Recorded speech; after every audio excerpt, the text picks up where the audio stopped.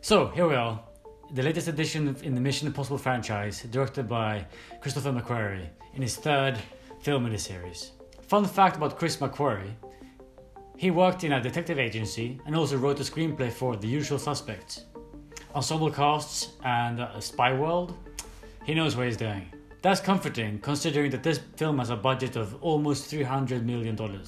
Once again, Ethan Hunt teams up with his friends and goes rogue before going rogue.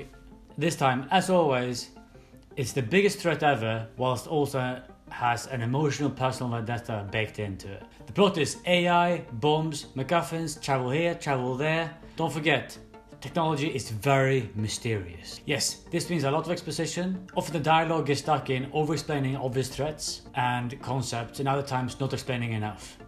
I think it's a very compelling setup with an AI which can use humans as agents of evil, but this is never taken to a conceptual or logical conclusion. It's just pseudo high stakes. Why not just let ChatGPT run wild with this?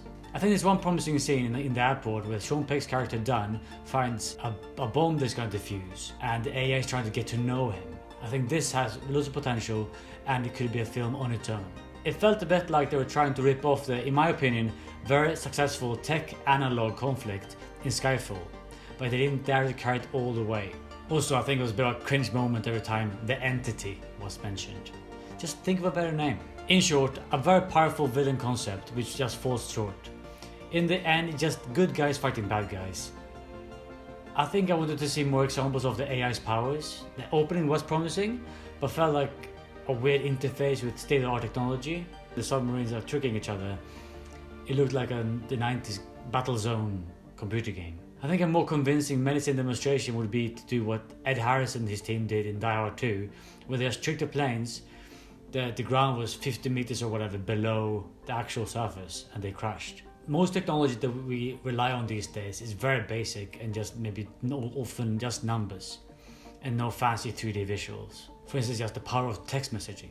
However, I did like the deepfake tricks they did at the airport. That felt very appropriate. Recently, it feels like AI is the new EMP.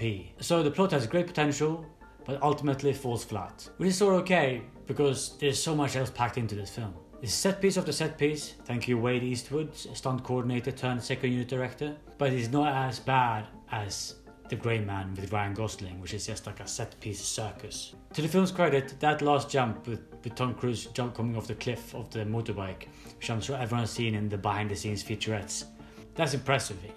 Tom Cruise is 61 years old, he did that jump I think 6 times. All the action aside, the film lacks the emotional weight it thinks it has. It doesn't live up to Ghost Protocol, Fallout, or even Rogue Nation, I think. Because of that, I think the third act is dragging and it gets a bit tiring.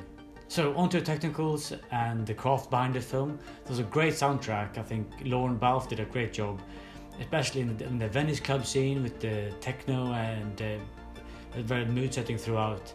And even the confidence to have silence during the desert scene. The film in general, I think, suffers from being released so shortly after John Wick 4, which has a lot of the same scenes but just done better. Also, I think had quite odd looking photography. Credit to Fraser Taggart, cinematographer.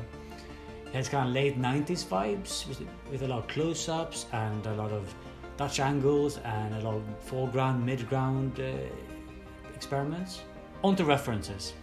It has a lot of references to the other films in the franchise, and especially the first one, with the train tunnel sequence, and also like I mentioned, the Dutch angles. And other references are, I think, the red buggy on the Spanish Steps, which obviously is a reference to the battleship Potemkin, which is very appropriate considering the Russians and the battleships and submarines and so on. In general, I think there were too many tropes. Some were self-aware and some were not, and I think it got a bit too much. Also, I think they're trying to manufacture an origin story for Ethan Hunt, which I think was not as effective as it could have been. I think it would have been better to just call back to the early films. In terms of acting, I really enjoyed the return of Henry Czerny from the first film. Every line he's delivering sounds like music. Also, Hayley Atwell, great addition to the franchise. Really enjoyed her performance and great comedic timing. However, I'm not sure of her role alongside Rebecca Ferguson's character, Ilsa. It says like one is supposed to be the older, more experienced agent, and one is the younger, new spy. But I think they're the same age. Also, I think they seem to have very similar interests to Ethan. It's not clear for us as audience members. Speaking of female characters, Pom Klementieff as Paris, a huge favourite.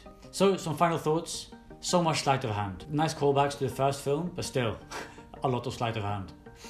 Also, the film was originally set to be released, I think in 2021, which is also before the Russian invasion of Ukraine and the major rollout of ChatGPT. It is interesting they thought of these things before and now we're living in it. If you made this far, thank you so much for listening. I'm giving this film 7 out of 10. Thank you.